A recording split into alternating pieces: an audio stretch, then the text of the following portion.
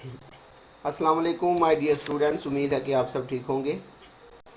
ये बच्चों आज हम जो है वो डिस्कस करने जा रहे हैं फाइनल अकाउंट। तो ये चैप्टर जो है ये बीबीए के अंदर भी है और बीएसआईटी के अंदर भी है, तो सेम चैप्टर है, इसलिए दोनों के लिए मैं इसको रिकॉर्ड कर रहा हूँ फाइनल अकाउंट। और ये बच्चों हम ऑलरेडी इसकी जो डेफिनेशन है, शॉर्ट क्वेश्चन है, वो हम ऑलरेडी डिस्कस कर चुके हैं, लेकिन मैं आज इसको दोबारा से जो है वो शॉर्टली इसको डिस्कस कर लेता हूँ। अकाउंटिंग साइकिल बच्चों क्या होता है? अकाउंटिंग के अंदर मैंने आपको बताया था जो हम काम करते हैं, ट्रांजैक्शंस करते हैं बच्चों, वो स्टेप बाय स्टेप जो है वो एक प्रोसेस के थ्रू हम काम करते हैं।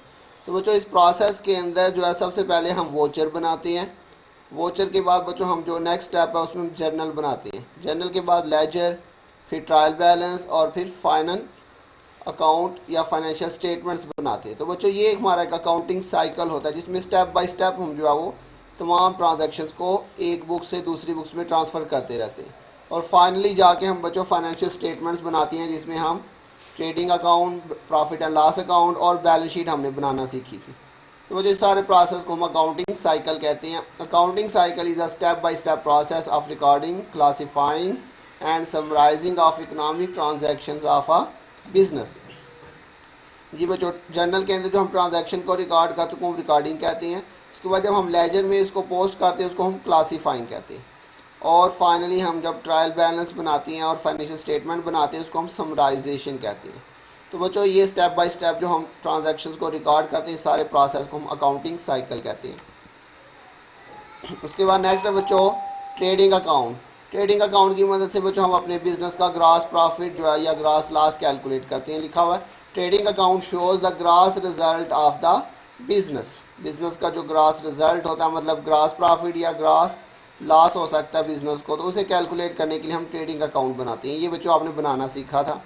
उसके बाद प्रॉफिट एंड लॉस अकाउंट या income statement, a statement which is prepare to calculate the net profit और loss of the business is called profit and loss account.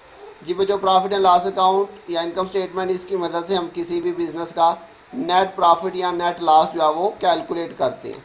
तो नेट प्रॉफिट या नेट लॉस कैलकुलेट करने के लिए हम जो statement बनाते हैं हम उसे प्रॉफिट एंड लॉस स्टेटमेंट कहते हैं। Balance sheet, it is a statement of assets, liabilities and owners equities which show the financial position of the business on a particular date. जी बच्चों, बैलेंस शीट के अंदर आपने ये बनाई थी, इसके अंदर आपने देखा था हम इसमें एसेट्स, लाइबिलिटीज़ और ऑनर्स इक्विटी जो है उसको रिकॉर्ड करते हैं। उसके बाद नेक्स्ट है बच्चों फिक्स्ड एसेट। फिक्स्ड एसेट बच्चों ऐसे एसेट्स होती हैं जिनकी लाइफ जो है वो लॉन्ग होती है। एसेट जो लंबे अरसे के लिए बिजनेस में इस्तेमाल किए जाते हैं। Assets which have long life and used in business for long period of time such as building, land, machinery etcetera. Fix liabilities बच्चों ऐसी लाइबिलिटी जो हमने एक लंबे अरसे के बाद वापस करनी होती है। ऐसे कर्जे जो हमने लंबे अरसे के लिए लिए हुए हैं उसको हम कहते हैं fix liabilities. Liabilities which are repayable after a long period of time such as loan, mortgage etcetera. जी ऑन नहीं है बच्चों, और है लोन और मॉर्टगेज। जी बच्चों, लोन हमने लिया या मॉर्टगेज। मॉर्टगेज का मतलब बच्चों आप जो है वो कोई चीज़ गिरवी रखवा के कर्जा ले, हम उसको मॉर्टगेज कहते हैं। रियल एसेट्स, ऐसे एसेट बच्चों जिनकी मार्केट के अंदर कुछ वैल्यू होती है उसको हम कहते हैं रियल एसेट। जैसे land, building, plant and machine, इनकी बच्चों मार्केट वैल्यू होती है, इसको हम मार्केट में सेल कर सकते हैं, इसको हम कहते हैं real assets.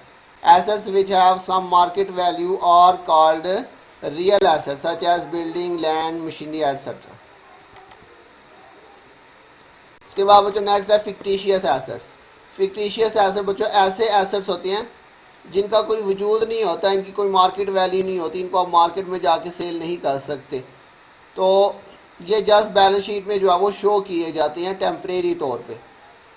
Assets which have no market value are called fictitious assets. For example preliminary expense. जी बच्चों, प्रीलिमिनरी एक्सपेंस ये होता तो हमारा एक्सपेंस है। प्रीलिमिनरी एक्सपेंस होता है क्या बच्चों, बिजनेस को स्टार्ट करने के लिए जो हम इनिशियल एक्सपेंस करते हैं, जैसे कि अपनी फर्म की रजिस्ट्रेशन करवानी है, उसके डॉक्यूमेंट्स वगैरह बनाने हैं, तो ये सारे प्रीलिमिनरी एक्सपेंस होते हैं। तो बच्चों ये काफ़ी हैवी अमाउंट होती है, तो हम इसको अगर जो है वो सारी की सारी अमाउंट जो है वो एक्सपेंस में अगर शो कर दें तो उसकी वजह से पहले साल में हमारा जो है वो लॉस शो हो जाएगा। तो हम क्या करते हैं, इसको बैलेंस शीट में एसेट के तौर पे शो कर देते हैं और फिर इसमें से थोड़ी थोड़ी अमाउंट को एक्सपेंस में कन्वर्ट करके प्रॉफिट एंड लॉस में लिखते जाते हैं। तो इस तरह से ये कुछ सालों के अंदर जो है ये राइट ऑफ हो जाता है, ख़त्म हो जाता है। तो बच्चों ये एसेट होता तो नहीं है, लेकिन हम इसको बैलेंस शीट में एज अ एसेट के तौर पे शो कर देते हैं और इसमें से थोड़ी थोड़ी अमाउंट जो है वो राइट ऑफ करते जाती हैं, तो इसकी कोई मार्केट वैल्यू नहीं होती, इसको मार्केट में जाके सेल नहीं कर सकते। उसके बाद है टेंजिबल एसेट्स, ऐसे एसेट जिनका कोई वजूद होता है, जिनको आप देख सकते हैं, जिनको आप छू सकते हैं, जिनको आप टच कर सकते हैं, उसको बच्चों कहते हैं tangible assets. Assets which have physical existence and which can be seen, touch और felt are called tangible assets such as land, building, plant and machinery. तो ये बच्चों चीज़ें जो है ये आपके टेंजिबल एसेट्स है, इनका वजूद होता है। उसके बाद बच्चों इनटेंजिबल एसेट्स, ऐसे एसेट जिनका कोई वजूद नहीं होता, जिनको हम सिर्फ जो है वो महसूस कर सकते हैं, उसको हम कहते हैं intangible assets. Assets which have no physical existence and which cannot be seen, touch और felt are called intangible assets such as goodwill, trademark, copyright etcetera. तो ये बच्चों जैसे कि डिफरेंट ये बिजनेसेस हैं, उनके ये डिफरेंट नाम है, आपने ये देखे होंगे मार्केट के अंदर।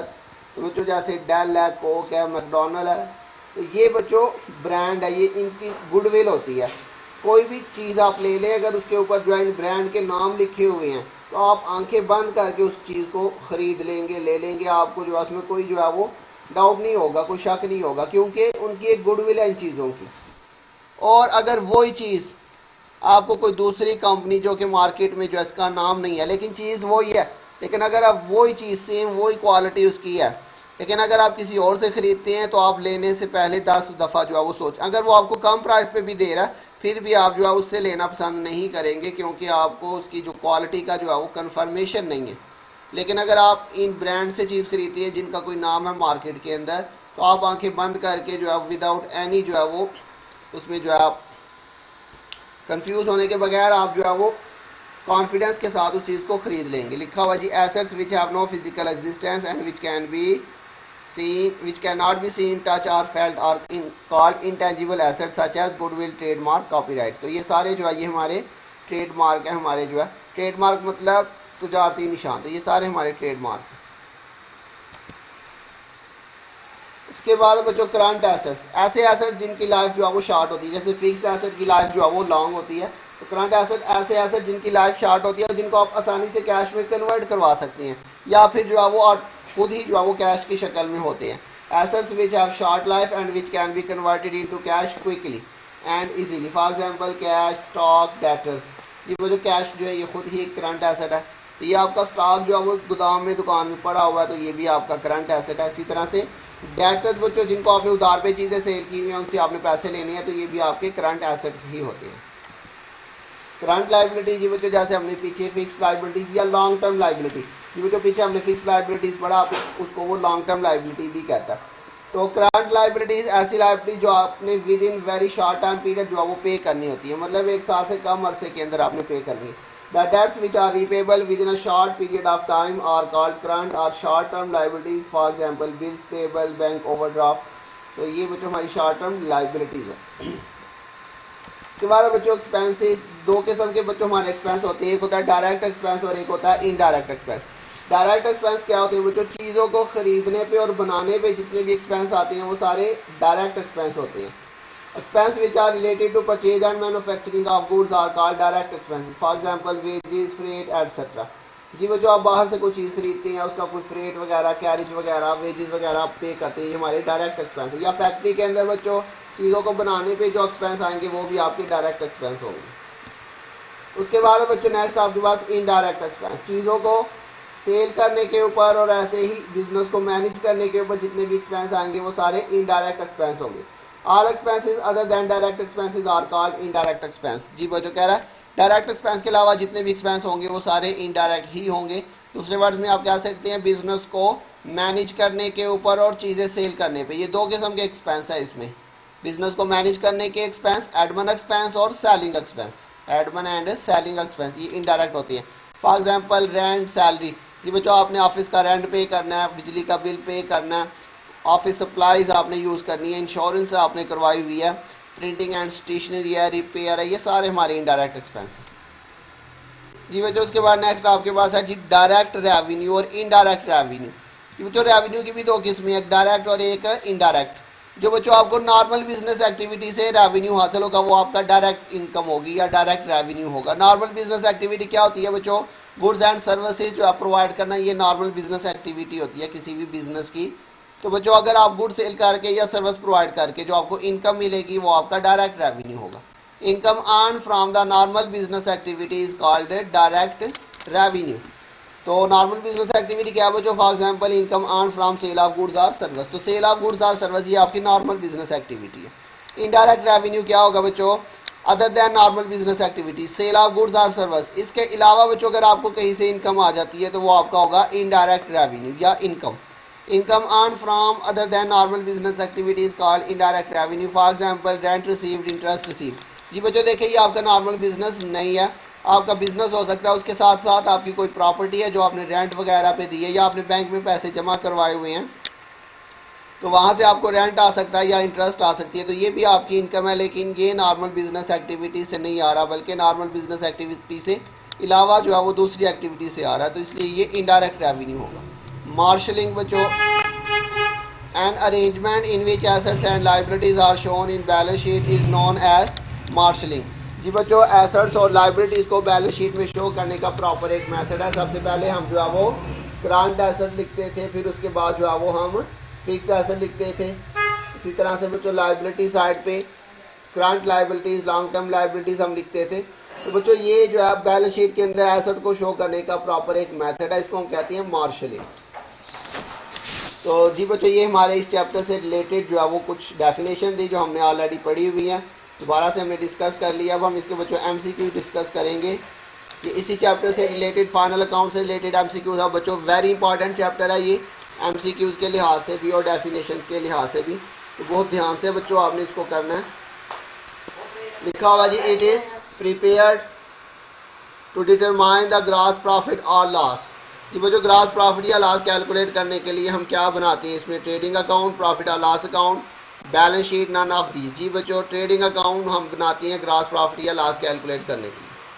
इसके बाद नंबर 2 है it is prepare to determine the net profit और नेट लॉस। नेट प्रॉफिट या नेट लॉस को कैलकुलेट करने के लिए बच्चों हम क्या बनाते हैं? ट्रेडिंग अकाउंट, प्रॉफिट और loss account, cash book, balance sheet.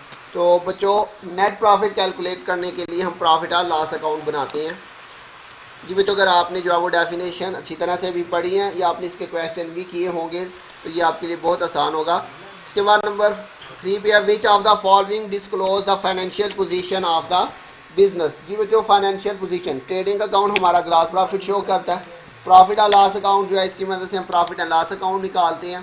Profit and loss appropriation account, इसकी मदद से हम रिजर्व वगैरह कैलकुलेट करते हैं। और बैलेंस शीट जो है बच्चों इसकी मदद से हम अपने बिजनेस की फाइनेंशियल पोजीशन बच्चों क्या होती है? एसेट, लाइबिलिटीज और कैपिटल, इसको फाइनेंशियल पोजीशन कहते हैं। तो बैलेंस शीट हमारी फाइनेंशियल पोजीशन को शो करती है। Gross profit equal to net profit minus expense, sale minus closing stock, purchase minus closing stock, sale minus cost of goods sold. जी बच्चों ग्रॉस प्रॉफिट कैसे आता है? सेल में से cost of goods sold minus कर दे तो आपके पास ग्रॉस प्रॉफिट आते हैं। जी बच्चों नंबर 5 जो है इसको आप छोड़ दें। उसके बाद नंबर 6 है net profit is equal to gross profit minus expense, sale minus cost of goods sold, sale minus expense, capital minus expense.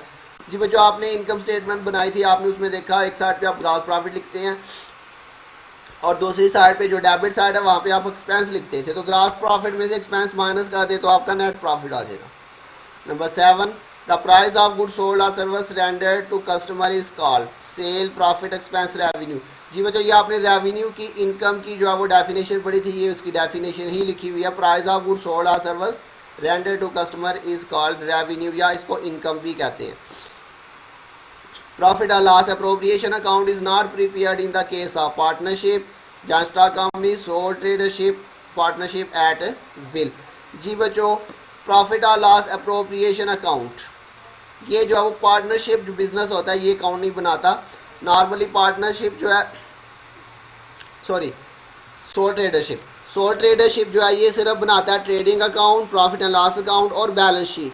जी बच्चों इन 3 अकाउंट्स के अलावा एक और अकाउंट बनता है प्रॉफिट और लॉस अप्रोप्रिएशन अकाउंट, जो कि सेल ट्रेडरशिप जो है वो नहीं बनाता। ये पार्टनरशिप, जॉइंट स्टॉक कंपनी और पार्टनरशिप एट विल ये सारे बिजनेस बनाते हैं। सिर्फ सोल ट्रेडरशिप जो है ये प्रॉफिट और लॉस अप्रोप्रिएशन अकाउंट नहीं बनाता। जी बच्चों एक है प्रॉफिट एंड लॉस अकाउंट और ये है जी प्रॉफिट और लॉस अप्रोप्रिएशन अकाउंट, ये दोनों डिफरेंट चीज़ें हैं।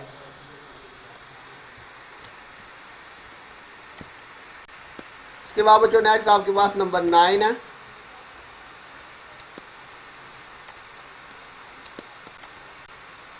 जी बच्चों, excise duties are direct revenue, indirect revenue, direct expense, indirect expense. Direct expense, जी बच्चों डायरेक्ट एक्सपेंसेस के बारे में मैंने आपको बताया, चीज़ों को खरीदने पे या बनाने पे जो खर्ची आती है उसको हम डायरेक्ट एक्सपेंस कहते हैं। तो जो एक्साइज ड्यूटी क्या होता है, जब हम बाहर के मुल्क से कोई चीज़ मंगवाते हैं खरीदते हैं तो उस पर हमें जो है वो एक्साइज ड्यूटी देनी पड़ती है।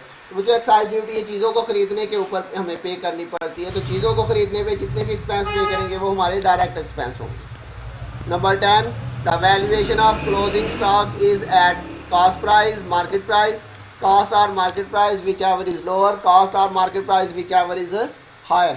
बच्चों जो क्लोजिंग स्टॉक होता है उसको हमने कॉस्ट और market price whichever is lower, जो भी बच्चों आपकी कॉस्ट प्राइस है या उसकी मार्केट प्राइस है, दोनों में से जो कम वैल्यू हो उस प्राइस पे हमने उसको बैलेंस शीट में लिखना होता है। तो ये वेरी इंपॉर्टेंट है बच्चों, क्लोजिंग स्टॉक हमने कॉस्ट या मार्केट प्राइस दोनों में से जो कम होगी उसके ऊपर हमने लिखना होता है बैलेंस शीट में और ट्रेडिंग अकाउंट के अंदर। नंबर 11 है बच्चों। अच्छा बच्चों, इसको कॉस्ट और market price which ever is lower, इसके लिए हम एब्रीविएशन भी यूज़ करते हैं LCM।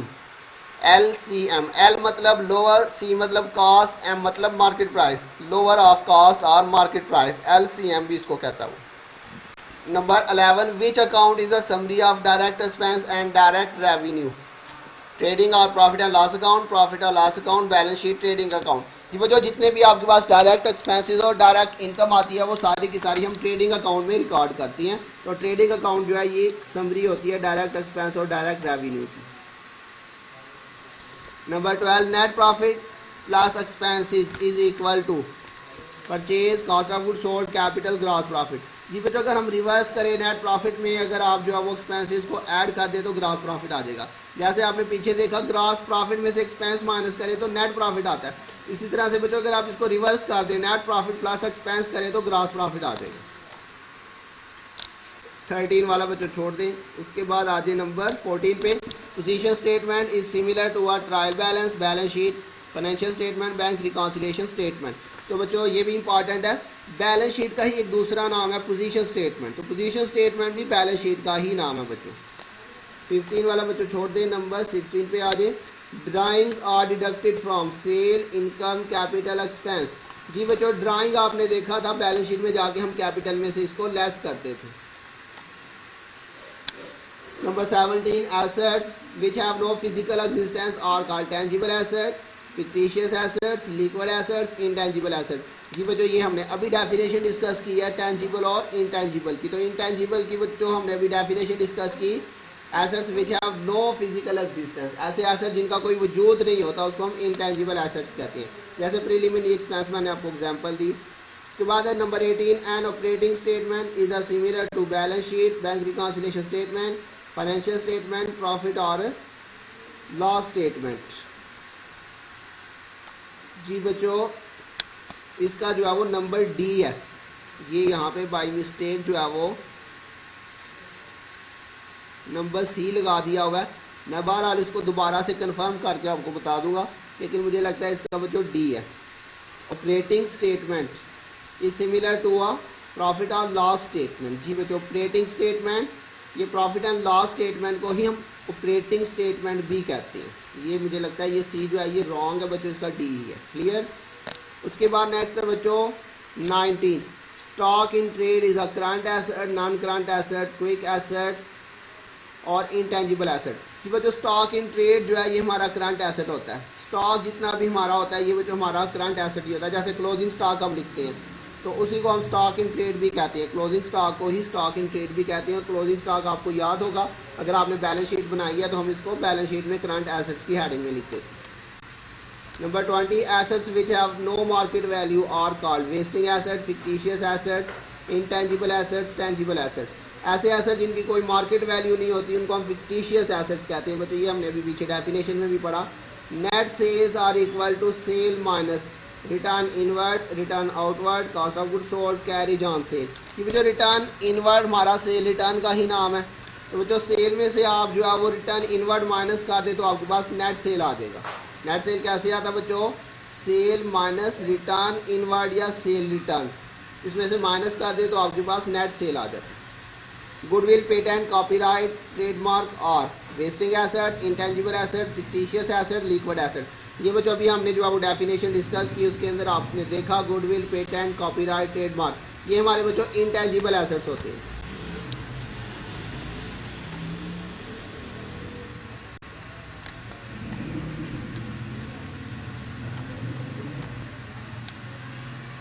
जी बच्चों, उसके बाद हमारे पास नंबर 23 है, debts which are repayable in the course of less than 1 year but more than 1 month are called quick liabilities, deferred liabilities, contingent liabilities, liquid liabilities. जी बच्चों, ऐसी लाइबिलिटीज जो हमने 1 साल से कम और 1 महीने से ज़्यादा वक्त के अंदर जो है वो पे करनी होती है, उसको हम जो है वो डेफर्ड लाइबिलिटीज कहती हैं। और अगर आपने उसको जो है वो, जी बच्चों इसमें भी मुझे डाउट लग रहा है 23 में, ये 23 वाला भी मैं आपको जो है वो देख के बताता हूँ, उसको फ़िलहाल आप जो है वो छोड़ दें। उसके बाद नंबर 24 है, expenses related to sale of goods are shown in trading account, profit और loss account, balance sheet, sale account. जी बच्चों, गुड्स को सेल करने से रिलेटेड मैंने अभी आपको बताया, गुड्स को सेलिंग एक्सपेंस जो होते हैं और जो हमारे एडमिन एक्सपेंस होते हैं वो सारे हमारे इनडायरेक्ट एक्सपेंस होते हैं। और बच्चों याद रखिएगा, जितने भी इनडायरेक्ट एक्सपेंस होते हैं वो सारे के सारे प्रॉफिट एंड लॉस में लिखे जाते हैं। जो डायरेक्ट एक्सपेंस होते हैं वो ट्रेडिंग में, और जो इनडायरेक्ट होते हैं वो प्रॉफिट और लॉस में। और इनडायरेक्ट कौन सी होती हैं? सेल ऑफ गुड से रिलेटेड और एडमिन से रिलेटेड जितने भी एक्सपेंस है वो हमारे इनडायरेक्ट एक्सपेंस है, वो प्रॉफिट एंड लॉस में लिखे जाएंगे। इसके बाद बच्चों 25 वाला जो है इसको फिलहाल स्किप कर दें, इसको करने की ज़रूरत नहीं है। उसके बाद 26 है, closing stock is recorded in income statement only, trading account only, profit और loss account only, trading account and balance sheet. जी बच्चों, अगर आपने स्टेटमेंट्स जो है वो बनाई हुई हैं तो आपने देखा होगा क्लोजिंग स्टॉक को हम डबल इफेक्ट करते थे, एक दफ़ा ट्रेडिंग अकाउंट में भी लिखते थे और एक दफ़ा बैलेंस शीट में भी लिखते थे।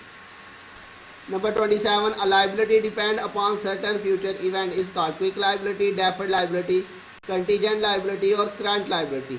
जी बच्चों, ऐसी लाइबिलिटी जो कि किसी खास स्पेसिफिक इवेंट होने के ऊपर जो है वो डिपेंड करती है।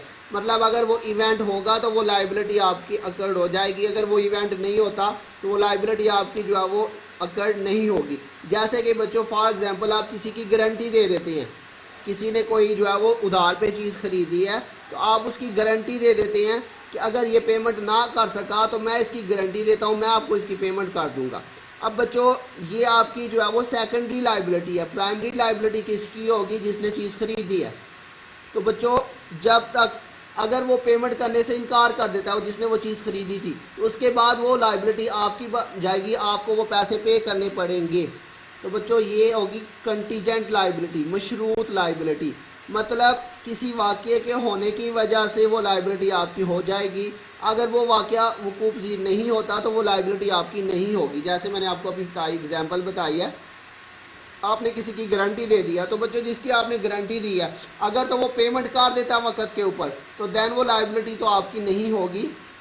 लेकिन वो आदमी अगर टाइम पे पेमेंट नहीं करता जिसकी आपने गारंटी दी है, तो अब वो जो उसकी लाइबिलिटी थी, जिसकी आपने जिम्मा लिया था, जिम्मेदारी कबूल की थी, अब वो आपकी लाइबिलिटी बन जाएगी, तो वो कहलाती है बच्चों कंटीजेंट लाइबिलिटी। तो दोबारा से पढ़ लें, liability depend upon certain future event, किसी खास इवेंट के होने की वजह से जो अगर आपके ऊपर कोई लाइबिलिटी आ जाती है तो वो कंटीजेंट लाइबिलिटी होती है। Marshalling of balance sheet means totalling of assets, totalling of liabilities, ordering of assets and liabilities, excess of assets और ओवर लाइबिलिटीज।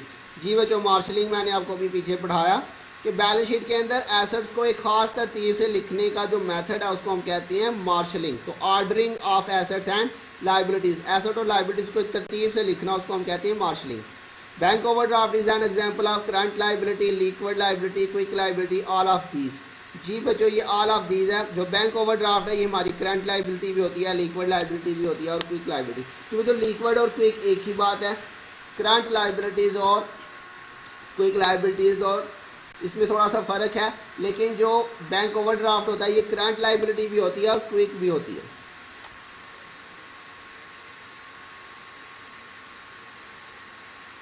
जी बच्चों, आगे 30 वाला, 31 वाला ये आप छोड़ दें। 32 पे आ जाए बच्चों, gross profit is credited to trading account, profit और loss account, balance sheet, none of these. जी बच्चों, आपने प्रॉफिट एंड लॉस अकाउंट बनाया था, उसमें आपने देखा ग्रॉस प्रॉफिट को हम क्रेडिट साइड पे लिखते थे। किसमें बच्चों? प्रॉफिट और लॉस अकाउंट के अंदर हम इसको ग्रॉस प्रॉफिट को क्रेडिट साइड पे लिखते थे, जबकि ट्रेडिंग अकाउंट में हम इसे डेबिट साइड पे लिखते थे। उसके बाद है जी net profit is transfer to creditors account, debtors account, drawing account, capital account. जी बच्चों, बैलेंस शीट अगर आपने बनाई है तो उसमें आपने देखा था नेट प्रॉफिट को हम बैलेंस शीट में जाके कैपिटल अकाउंट में प्लस कर देते थे। नंबर 34 है it is a statement of asset liability and owner equity on a particular date. जी बच्चों, एसेट लाइबिलिटी और ऑनर इक्विटीज़ को हम बैलेंस शीट में शो करते थे। Excess of assets over liabilities called profit, income, expense, capital. Assets में से लाइबिलिटीज माइनस कर दे तो बच्चों जो आपका डिफरेंस आएगा वो आपका कैपिटल कहलाएगा।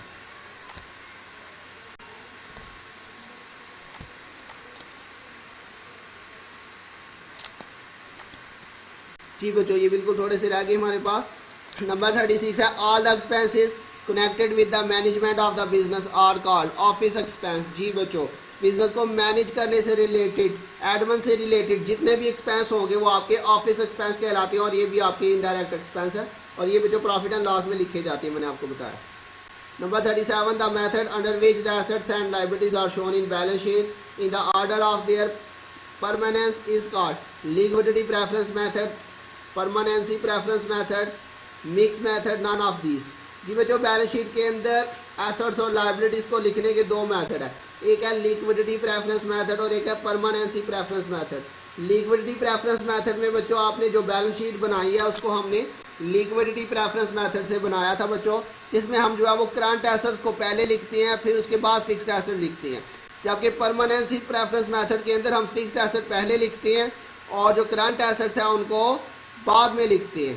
तो क्या लिखा हुआ था? The method under which the assets and liabilities are shown in balance sheet in the order of their permanence is called. जी बच्चों, परमानेंस मतलब जो परमानेंट है, जो फिक्स्ड है, वो पहले लिखेंगे और करंट जो है वो बाद में लिखेंगे, तो इसको हम कहते हैं permanency preference method. Permanence preference method is adopted by sole proprietorship, partnership, joint stock company, none of these. जी जो परमानेंस प्रेफरेंस मेथड जो है ये जॉइंट स्टॉक कंपनी यूज़ करती है, जबकि जो लिक्विडिटी प्रेफरेंस मेथड होता है ये सोल प्रोप्राइटरशिप और पार्टनरशिप यूज़ करती है।